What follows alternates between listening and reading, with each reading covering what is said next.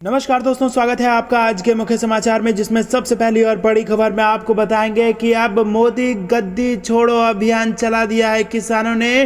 पंजाब और उत्तर प्रदेश में बन सकता है बीजेपी के गले की फांस। जी हां दोस्तों, किसान आंदोलन दिन पर दिन ताकतवर होता जा रहा है और आक्रामक होता जा रहा है और अब मोदी गद्दी छोड़ो का नारा दे दिया है किसान आंदोलन ने। दूसरी बड़ी खबर में आपको बताएंगे कि योगी सरकार के खिलाफ कांग्रेस का हल्ला बोल 2022 के उत्तर प्रदेश के चुनाव में सत्ता से उखाड़ फेंकने का लिया संकल्प।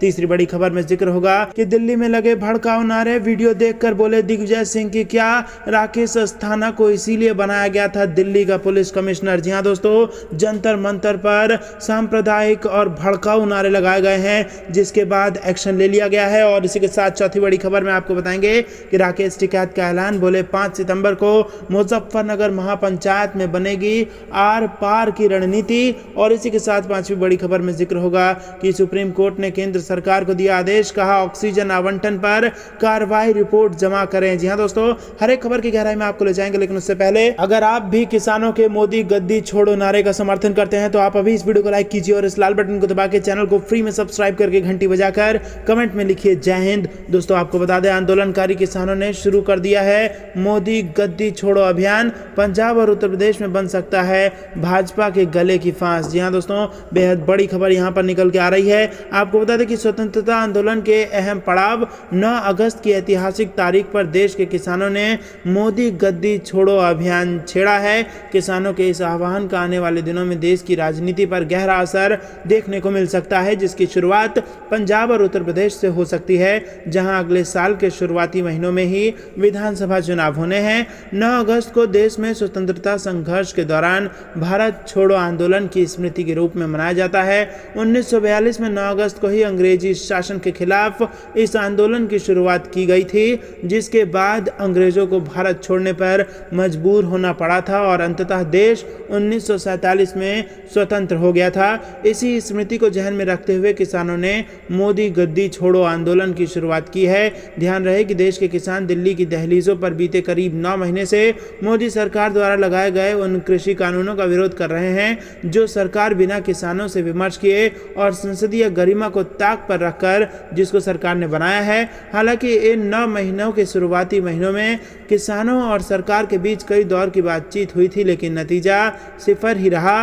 फिलहाल सुप्रीम कोर्ट के आदेश पर इन विवादित कानूनों को लागू करने पर रोक लगी हुई है, लेकिन सरकार ने किसानों से बातचीत बंद कर दी है और इन कानूनों को वापस लेने के संबंध में मुंह सिल रखा है। किसान कृषि कानूनों की वापसी से कम पर किसी भी समझौते को तैयार नहीं है। देश के किसानों की 40 से ज्यादा यूनियनों और संगठनों के साझा मंच संयुक्त किसान मोर्चा इन कानून के खिलाफ देश भर में विरोध कर रहा है और मोदी गद्दी छोड़ो अभियान किसानों का नया अभियान है। इन दिनों किसानों ने संसद भवन से चंद फरलांग दूर दिल्ली के जंतर मंतर पर किसान संसद का भी आयोजन किया हुआ है। दोनों ही संसद का सत्र इसी सप्ताह 13 अगस्त को खत्म होने वाला है। अभी कुछ दिन पहले ही संसद के मानसून सत्र की शुरुआत से पहले किसानों ने ऑल इंडिया किसान सभा के नेतृत्व में लखनऊ में सभा की थी। वहीं 9 अगस्त से मोदी गद्दी छोड़ो अभियान शुरू करने का फैसला हुआ था और इस किसान सभा में किसानों की 30 से ज्यादा संगठनों ने हिस्सा लिया है। तो दोस्तों, बेहद बड़ी खबर निकल के आ रही है। किसान आंदोलन मजबूत और भाजपा के लिए तीखा होता जा रहा है और अब इसका असर न केवल उत्तर प्रदेश के चुनाव बल्कि पंजाब में भी पड़ने वाला है। और आपको बता दें कि अब मोदी गद्दी छोड़ो का आंदोलन लेकर के निकले हैं किसान। किसानों के गुस्से को पंजाब में हुए स्थानीय निकाय चुनाव में भी देखा गया, जब किसानों ने ऐलान किया कि अगर भाजपा नेता उनके इलाके में आए तो उनका जूतों की माला से स्वागत किया जाएगा। इसके बाद बीजेपी उम्मीदवार किसानों के आसपास नहीं भटके। उत्तर प्रदेश में भी किसानों की बड़ी संख्या पश्चिमी उत्तर प्रदेश से है। दिल्ली के गाजीपुर बॉर्डर पर आंदोलन कर रहे अधिकतर किसान पश्चिम उत्तर प्रदेश से हैं और ऐसे में किसानों के गद्दी छोड़ो अभियान से भारतीय जनता पार्टी को तगड़ा झटका लग सकता है। पश्चिमी उत्तर प्रदेश के अलावा यूपी के अन्य हिस्सों में भी किसान समुदाय योगी आदित्यनाथ सरकार की नीतियों और बिगड़ती कानून व्यवस्था को लेकर काफी नाराज हैं। इसके अलावा कोरोना की दूसरी लहर के दौरान सरकार की नाकामियों से उत्तर प्रदेश के गांव सर्वाधिक प्रभावित रहे हैं और इसका असर भी आने वाले चुनावों में दिख सकता है। दोस्तों रुक करते हैं अगली बड़ी खबर की तरफ। योगी सरकार के खिलाफ कांग्रेस का हल्ला बोल, 2022 में सत्ता से उखाड़ फेंकने का लिया संकल्प। जी हां दोस्तों, आपको बता दें उत्तर प्रदेश में भारतीय जनता पार्टी को हराने के लिए कांग्रेस 9 और 10 अगस्त को प्रदेश के प्रत्येक विधानसभा क्षेत्र में सरकार के खिलाफ आंदोलन करेगी और इस अभियान के माध्यम से वो जनता को सरकार की नाकामियों के बारे में बताएगी। साथ ही सभी विधानसभा क्षेत्रों में अपने पुराने कार्यकर्ताओं को जोड़ने का भी काम करेगी। कांग्रेस के प्रदेश अध्यक्ष अजय कुमार लल्लू ने ट्वीट कर कही है कि भाजपा को गद्दी से उखाड़ फेंकने के संकल्प के साथ कांग्रेस पार्टी प्रदेश भर में अगस्त क्रांति के अवसर पर 9 एवं 10 अगस्त को विधानसभावार महंगाई, बेरोजगारी, भ्रष्टाचार, तानाशाही, ध्वस्त कानून और व्यवस्था के खिलाफ व्यापक आंदोलन करेगी। दोस्तों माना जा रहा है कि कांग्रेस के इस अभियान में पार्टी की महासचिव और उत्तर प्रदेश की प्रभारी प्रियंका गांधी भी शामिल हो सकती हैं। इसके अलावा कांग्रेस के टिकट पर जो लोग चुनाव लड़ना चाहते हैं उन सभी से भी अपने संबंधित विधानसभा क्षेत्र में अपनी ताकत दिखाने को कहा गया है। जो लोग ताकत दिखाने में सफल रहेंगे उन्हें आगामी चुनाव में उतारा जा सकता है। अभियान में पूर्व सांसद, पूर्व मंत्री समेत अन्य वरिष्ठ नेता भी शामिल होंगे।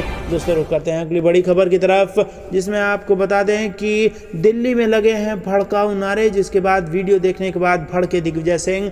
कहा क्या इसीलिए राकेश अस्थाना को बनाया गया था पुलिस कमिश्नर। जी हां दोस्तों, आपको बता दें कि दिल्ली के जंतर मंतर वाले इलाके में रविवार को कथित तौर पर भड़काऊ नारेबाजी हुई।